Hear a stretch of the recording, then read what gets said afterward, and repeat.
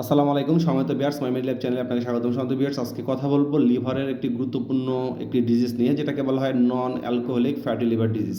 আসলে non alcoholic fatty liver ডিজিজটা হচ্ছে কি, আসলে অনেকেই সাধারণত মদ্যপান করেন বা অন্যান্য নেশাজাতীয় দ্রব্য খান, তাদের লিভারের ডিজিজ হতে পারে। আর একটা হচ্ছে যে মদ্যপান বা অ্যালকোহল ছাড়াই আপনার লিভারের মধ্যে আপনার যে ডিজিজগুলো হচ্ছে সেটাই হচ্ছে non alcoholic fatty liver disease.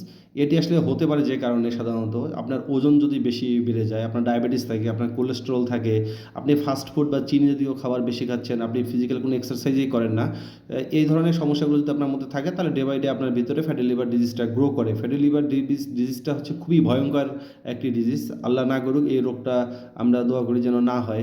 এরপরে হচ্ছে সিম্পল ফ্যাটি লিভার একটা আছে, এটা হচ্ছে ন্যাশ, যেটা চর্বির সাথে আপনার ফ্যাটের সাথে একটা প্রদাহ তৈরি করে লিভারের মধ্যে। আরেকটা হচ্ছে লিভার ফিব্রোসিস, লিভারের মধ্যে দাগ হয় অনেক জায়গায়। আরেকটা হচ্ছে সিরোসিস, এটি খুবই ভয়ানক। এটা লিভারটাকে মারাত্মকভাবে ক্ষতিগ্রস্ত যখন হয়, সাধারণত একটা সময় পেশেন্ট আসলে ওইভাবে বাঁচে না, একটা সময় মারা যায়।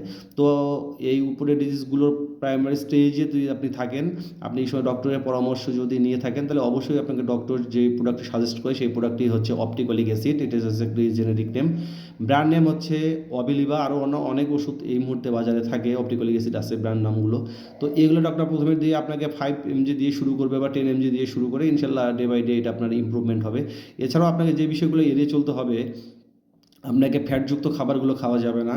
আপনার প্রতিদিন আপনাকে অবশ্যই এক্সারসাইজ মাস্ট বি, এটা করতে হবে, এবং 30 থেকে 40 মিনিট হাঁটতে হবে। 5 থেকে 7 কেজি ওজন আপনার শরীরের মধ্যে কমিয়ে আনা দরকার।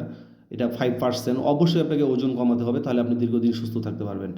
এছাড়াও ডক্টরদের পরামর্শ আপনাকে অবশ্যই নিতে হবে। যে সমস্ত খাবারের মধ্যে ফ্যাট বেশি থাকে, এগুলো তো অবশ্যই আপনাকে পরিহার করতে হবে।